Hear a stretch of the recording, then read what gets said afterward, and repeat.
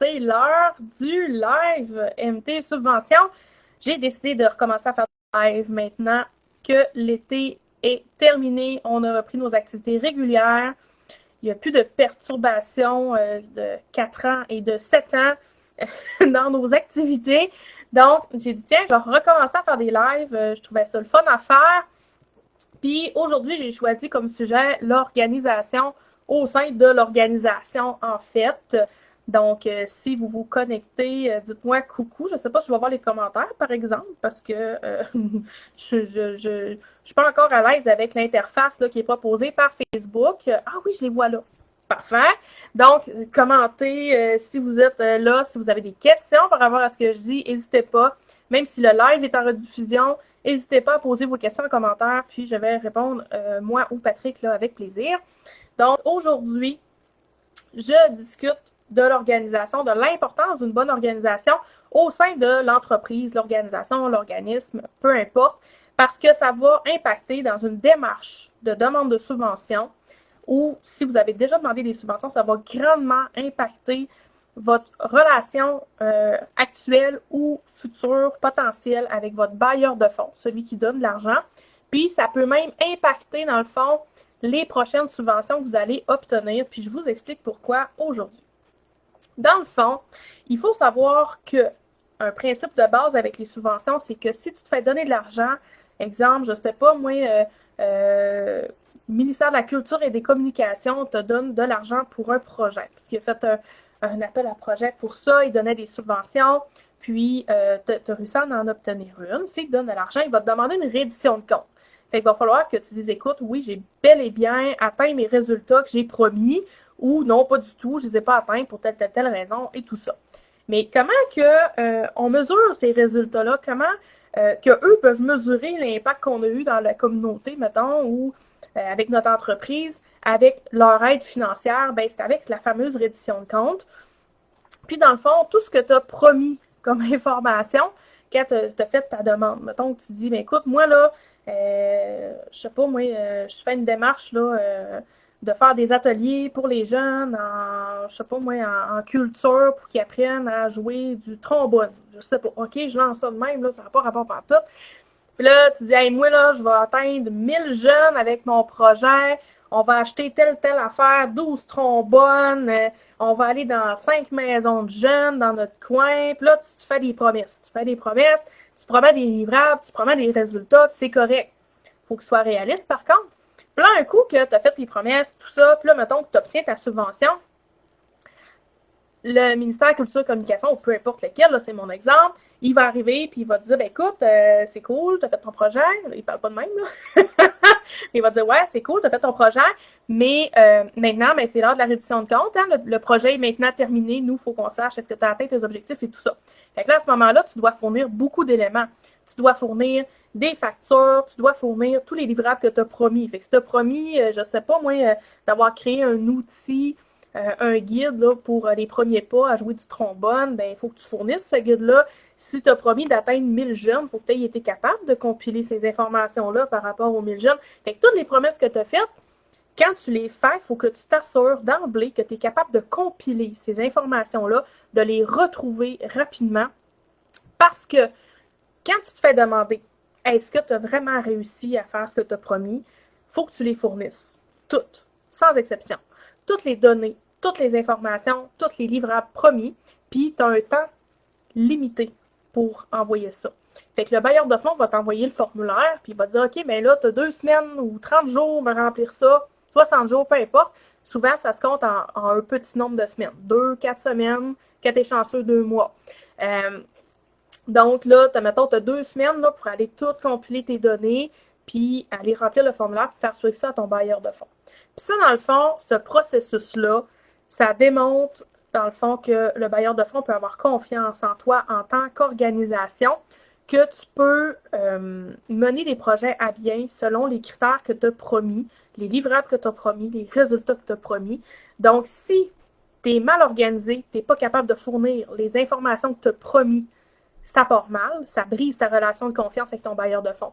Si tu n'es pas capable de retrouver, mettons, tu as été faire affaire avec plein de monde qui ne t'ont pas fourni de factures, tu n'es pas capable de fournir tes factures, ça part mal aussi.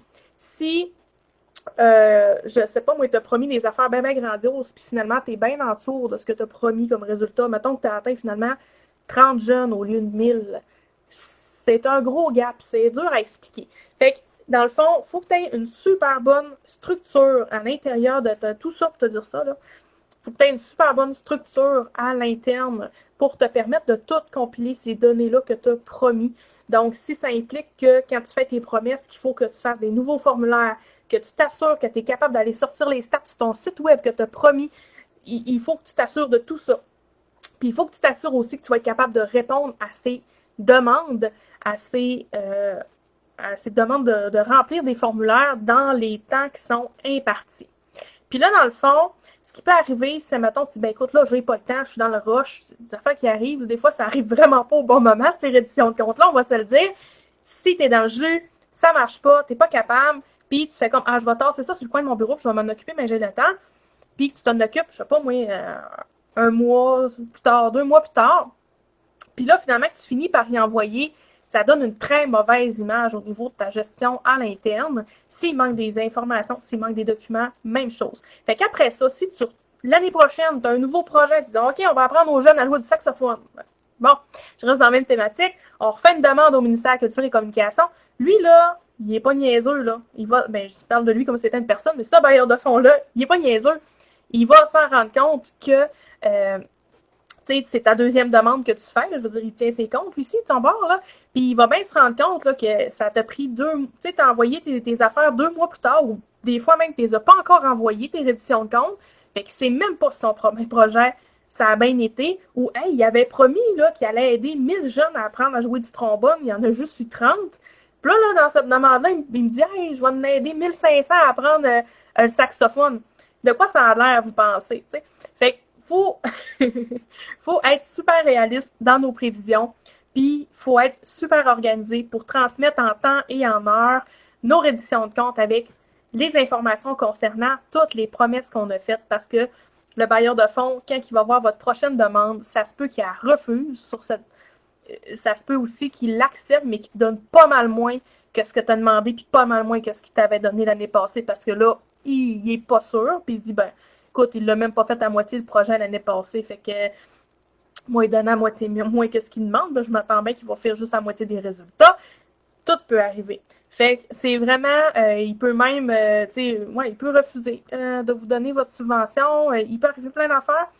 Fait que c'est vraiment, vraiment, vraiment important d'être bien organisé à l'interne. Fait que si vous faites des projets, il faut vous montrer que vous êtes hot dans votre gestion de projet, vous êtes hot dans votre compilation de données, vous êtes hot dans vos suivis, parce que sinon, ça va potentiellement grandement impacter les prochaines subventions que vous allez obtenir. Puis ça, c'est un travail qui peut être fait pas à la dernière minute. C'est à partir du moment où tu as soumis ta demande de subvention, puis qu'elle a été acceptée, commence à te préparer tout de suite pour ta reddition de compte, même si c'est dans 1 an. Commence à compiler tes affaires. Commence à te faire un dossier spécial dans ton ordinateur, que c'est toutes les factures qui ont rapport à ce projet-là qui sont là-dedans. Ajuste tous tes formulaires qui ont besoin d'être ajustés pour inclure les nouvelles données que tu as promis. Fais pas ça à la dernière minute parce que ça se pourrait que tu aies des données manquantes. Ça pourrait vraiment, vraiment, vraiment impacter négativement l'image de ton organisme ou de ton entreprise puis tes prochaines subventions. Donc, c'était ma leçon du jour. Je vois qu'il y a des personnes qui sont connectées en direct. Je ne sais pas si vous avez des questions ou si vous voulez me dire coucou, vous pouvez dans les commentaires. Donc, puis comme je disais, si tu m'écoutes en rediffusion, n'hésite pas à me poser tes questions en commentaire. On va répondre avec plaisir.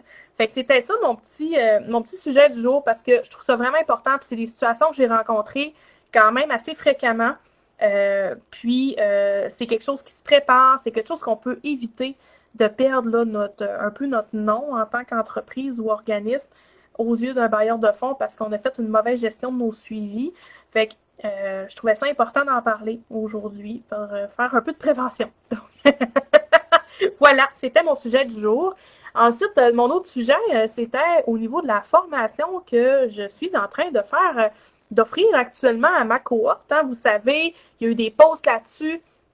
Je suis en train de former là, 8 dames là, qui vont offrir leurs services en recherche et rédaction de demandes de subvention. Ils ont commencé même à offrir leurs services. On a même j'ai des collaborations avec certaines d'entre elles. On fait des stages. c'est vraiment, il se passe plein d'affaires dans cette formation-là. C'est super dynamique, puis on n'arrête pas 2 minutes. Puis je voulais vous donner un peu des nouvelles, dans le fond, parce qu'on est rendu à la semaine 6. La fin approche, on en a plus que la moitié de fait de notre formation, parce qu'elle durait 10 semaines. On l'a allongé à 11 semaines là, pour respecter là, mieux l'horaire là, des participantes et tout ça, puis avec nos contraintes. Donc, on va finir à la mi-novembre à peu près. Puis, vous voyez, on a déjà commencé à accepter des contrats de rédaction de demande de subvention. Le devoir, là, on a fait un devoir justement là, qui était d'offrir gratuitement à des organismes qu'on avait sélectionnés une recherche de subvention. Donc, on a fait ce devoir-là qui était vraiment super stimulant pour les élèves. C'était fait en équipe de 2. Là, actuellement, ils sont en train de suivre le module de rédaction avec Joanie Desrochers, que vous connaissez peut-être, qui est rédactrice en demande de subvention spécialisée en tourisme et en agriculture. Elle est super, super, super, comme on dirait au Lac-Saint-Jean, elle est ferrée dans son domaine. La rédaction, elle en mange, elle rêve à ça la nuit. Elle en mange, elle voit ça dans son bol de soupe le midi. Elle triple là-dessus, fait que c'est elle, ma formatrice en rédaction, puis elle est vraiment sa coche. Puis là, actuellement, c'est avec cette collaboratrice-là, en fait, que mes étudiantes, ils suivent la portion de formation de rédaction.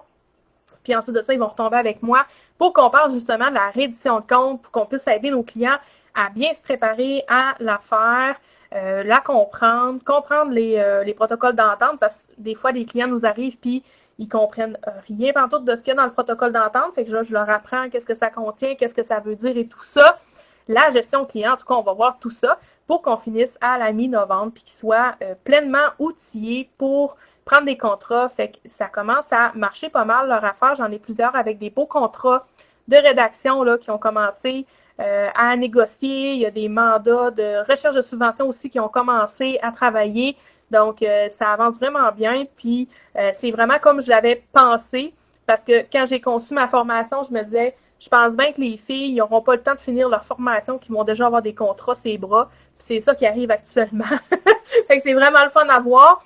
Là, c'est sûr, ça donne qu'ils sont peut-être un peu occupés, là, plus qu'ils pensaient. Mais c'est vraiment le fun de voir que mes étudiantes là, sont capables là, déjà là, de générer des revenus avec leurs apprentissages, puis de les mettre en application, puis d'aider des organismes, d'aider des entreprises. C'est vraiment, vraiment, vraiment gratifiant là, à voir. Là. Je ne sais pas si c'est le bon mot que j'ai utilisé, mais je trouve ça vraiment, vraiment le fun. Je suis vraiment fière d'elle. Donc, je voulais aussi vous le mentionner. Donc, si jamais aussi vous avez un besoin de rédaction ou de recherche, peu importe, je peux évidemment là, vous référer à une de mes étudiantes parce qu'ils œuvrent dans des domaines différents aussi. Fait que j'en ai qui sont plus à l'aise, plus nichés, je vais dire, là, au niveau du tourisme, d'autres au niveau des agricultures, j'en ai au niveau de l'habitation sociale, j'en ai là qui couvrent vraiment beaucoup de domaines. Donc, si vous avez des besoins, n'hésitez pas, je vais pouvoir vous référer à mes étudiantes. Puis, je suis là encore, là, je les supervise là, dans leur premier mandat là, pour leur assurer que tout est beau, ils font ça comme il faut, puis le résultat, il s'accroche. Je suis là vraiment, je les pitche pas dans le bain. Là. Je les pitche mais à moitié, je leur trempe les orteils en premier, puis je les accompagne à travers ça pour être sûr qu'il y a une qualité de travail qui est vraiment très professionnelle.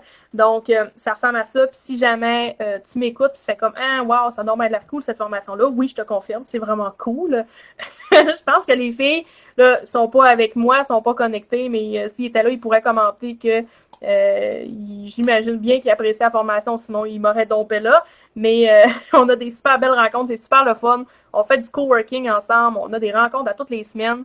C'est vraiment, vraiment, vraiment le fun. Fait que si ça t'intéresse, tu peux aussi m'écrire que je t'envoie plus d'informations par rapport à cette formation-là, qu'est-ce qui est inclus, le prix, tout ça.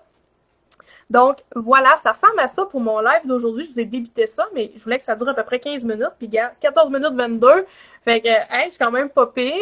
Mais c'est ça. Fait que voilà. Fait que je vous réitère, c'est important d'être organisé à l'interne. De toute façon, il faut l'être. Là. Si tu veux une entreprise ou un organisme prospère, il faut que tu aies un minimum d'organisation. Là, puis, tu sais, veux pas, ça va se refléter dans tes demandes de subvention, dans ton processus de reddition de compte, ta gestion de projet et tout ça. Donc, c'est hyper important parce que c'est pas juste à l'interne que ça a un impact, ça a un impact à l'externe dès le moment où est-ce que tu fais une demande de subvention qui accepté. Puis voilà. Puis je voulais vous faire un petit suivi pour mes étudiantes. Donc, c'est fait. Fait que là-dessus, je vous laisse passer une belle après-midi. Puis si jamais vous avez des questions, vous avez besoin de service, quoi que ce soit, ben faites-nous signe, on est là pour vous. Puis si on ne peut pas vous aider, on va vous référer à une collègue là, qui est experte dans le domaine, tout simplement. Donc, voilà, bon après-midi!